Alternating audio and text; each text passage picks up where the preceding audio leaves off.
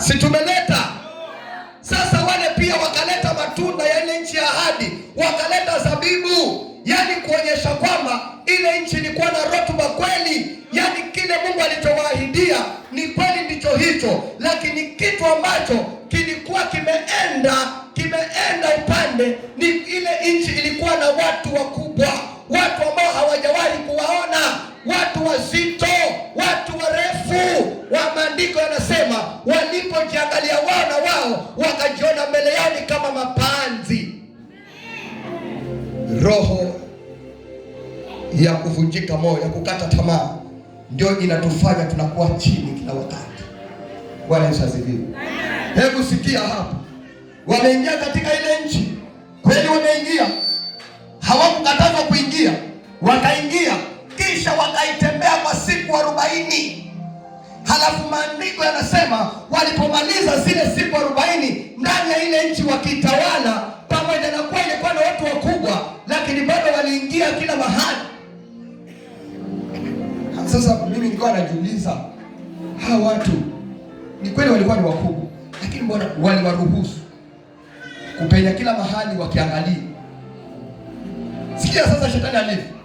Hawa watu walikuwa ni wakubwa kweli, walikuwa ni wakubwa, walikuwa ni watu ambao hawapigiki, lakini pia waliwaruhusu waingie kuangalia ile nchi kila mahali.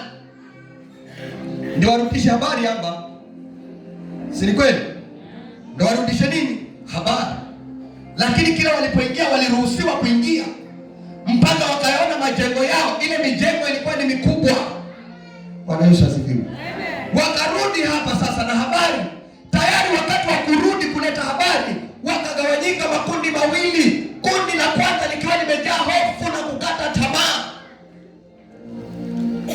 kundi ambalo Mungu analitumia, shetani analitumia, roho ya hofu na kukata tamaa.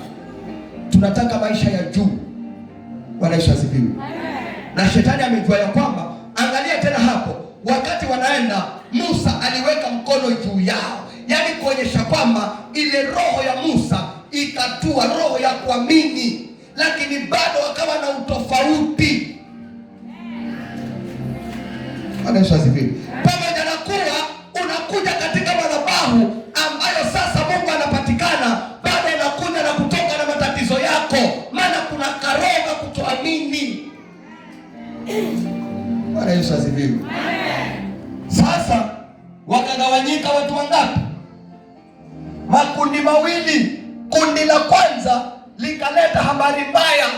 Kundi hili sasa ni lile ambalo limeruhusu shetani, limeruhusu hofu itawatawale. Watu kama hawa hawawezi kuishi maisha ya juu, wanaishi maisha ya chini. Wakaja wakapeana ripoti. Ripoti hizi walizopeana ni kile walichokiona.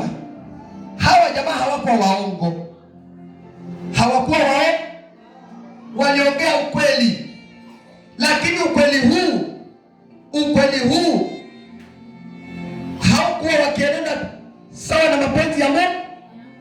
Bwana Yesu asifiwe. Wakaongea kile walichokiona. Ukweli huu walikumbatia roho ya hofu, maana hii roho iko ili kuhakikisha hauwezi kufikia viwango ambavyo Mungu amekuwekea. Wapendwa, tumepangiwa maisha ya juu, hatujawekewa maisha ya chini. Sisi ni wa viwango vya juu wapendwa, lakini shetani amejua ya kwamba ili wasiweze kuwa katika maisha haya, anaachilia roho ya hofu na kukata tamaa ya kwamba hakika haiwezekani. Mino mchena marina bena jadimani vino. Yani wewe, yani mambo kama haya nasema hayo si yangu, mimi siwezi. Mungu ambariki yule mama. Yule mama Makarembo, yule bado ni mchanga sana, lakini kuna kipindi tumekuwa na injili pale Kabiboni, akasimamia transport ya vyombo, akasema hiyo transport nitavileta kisha nirudishe. Bwana Yesu asifiwe.